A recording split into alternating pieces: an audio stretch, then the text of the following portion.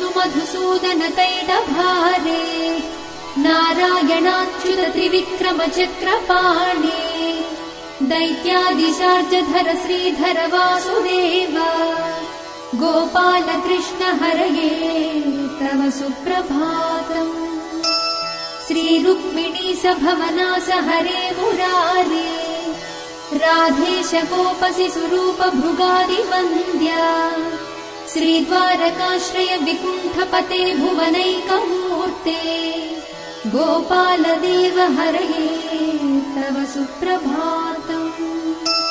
मीनाकृते कमठरूप वराहमूर्ते त्रैविक्रमाय नृहरे भृगु राम राम श्रीराम कृष्ण यदुनन्दन कल्किरूप गोपाल कृष्ण हरये तव सुप्रभातम्।